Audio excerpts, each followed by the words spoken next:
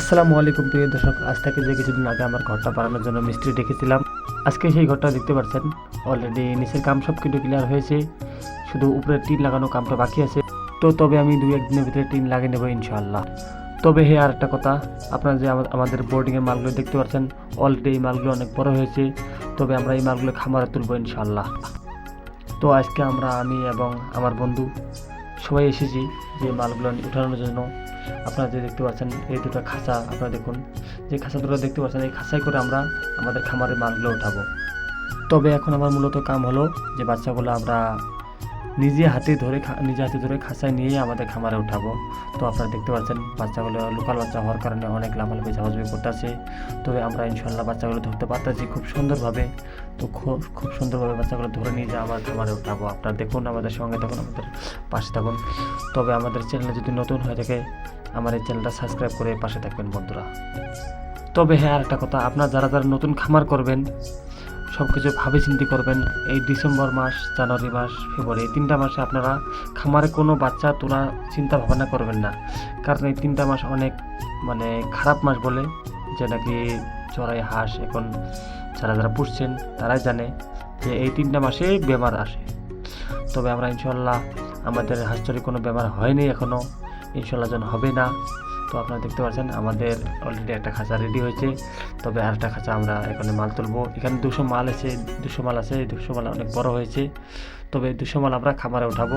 তারপর আমাদের যে বোর্ডিং আরও কিছু মাল আছে, ওখানে 400 মাল আছে। ওই 400 মালও আমি আপনাদেরকে দেখাবো। ওগুলো আজ নিয়ে 3 দিন বয়স হলো।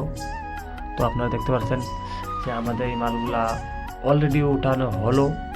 তবে আমরা এই মালগুলো উঠে নিয়ে এখন আমরা যাবো খামারে। তো আপনারা দেখতে পাচ্ছেন। তো সবাই আমাদের জন্য দোয়া করবেন।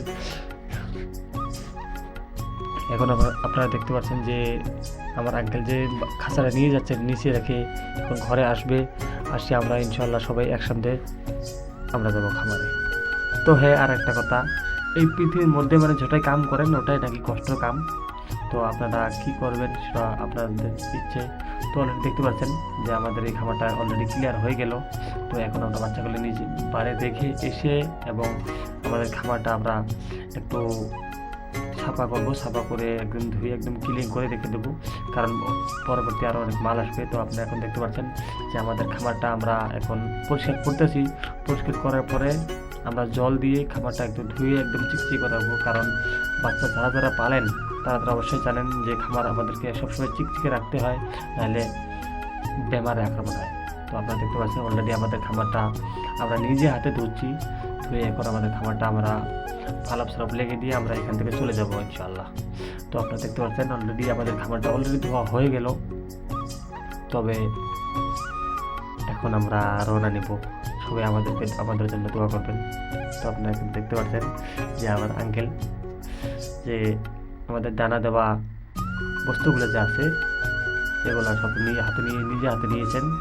তবে এখন যাচ্ছে, আমি পাশাপাশি যাচ্ছি, কারণ আমি ক্যামেরা ধরেছি, আপনারা দেখতে পাচ্ছেন অলরেডি। তো ইনশাআল্লাহ দোয়া করবেন আমাদের সবার জন্য।